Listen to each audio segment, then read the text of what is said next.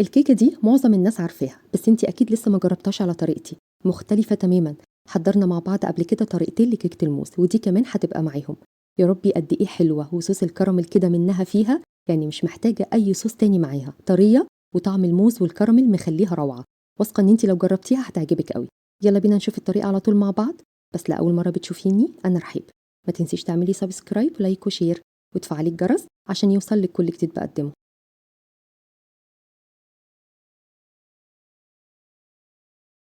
أول حاجة هنجهزها مع بعض هي صوص الكراميل. طاسة أو حلة هحطها على النار، وهضيف عليها كوباية واحدة كبيرة من السكر، وهسيب كده السكر على درجة حرارة متوسطة. أول بقى ما يدوب كده ويتكرمل من الجوانب هفضل أقلب فيه لحد ما يبقى ناعم ويدوب تماما. في المرحلة دي هضيف معلقة واحدة بس كبيرة من الزبدة، وهقلب كده الزبدة مع صوص الكراميل لحد ما تدوب خالص. بعد كده معايا صينية مقاس 24. أهم حاجة في وصفة النهاردة تكون غير لاصقة.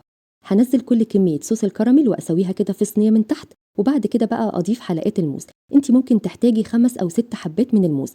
كده خلاص الطبقة الأولى بقت جاهزة. نحضر بقى مع بعض دلوقتي خليط الكيك. طبق كبير وهضيف عليه 3 حبات من البيض تكون بدرجة حرارة المطبخ. هضيف كمان معلقة صغيرة من الفانيليا السائلة، وهخفق البيض لمدة دقيقة واحدة لحد ما لونه يكون فاتح. بعد كده هضيف كوباية واحدة بس من السكر، ما تكتروش عن كده لأن طبعا الكيكة فيها طبقة من الكراميل. هخفق بقى البيض والسكر كويس قوي لحد ما اللون يكون فاتح والقوام يكون كريمي. أثناء التقليب هضيف كوباية إلا ربع من الزيت، وبعد كده برضو أثناء التقليب هضيف كوباية من الحليب الدافي.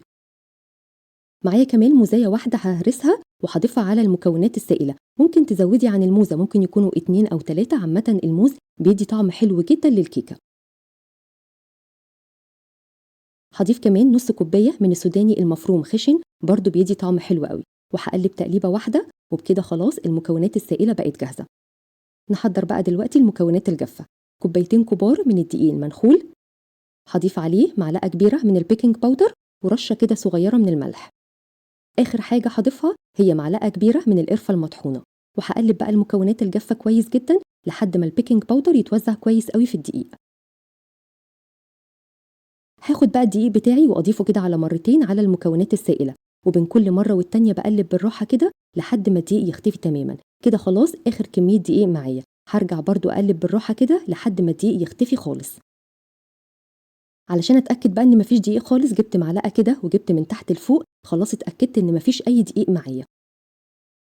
كده خلاص خليط الكيك بقى جاهز. اخد بقى خليط الكيك واضيفه كده في الصينيه بتاعتي. عايزه اقول لكم بجد ريحته حلوه جدا جدا، الموز مع القرفه. هزيت بقى الصينيه بتاعتي كده، وزياده تاكيد كمان مشيت ستيك على وش خليط الكيك علشان ما يبقاش فيها اي مسامات واسعه بعد التسويه.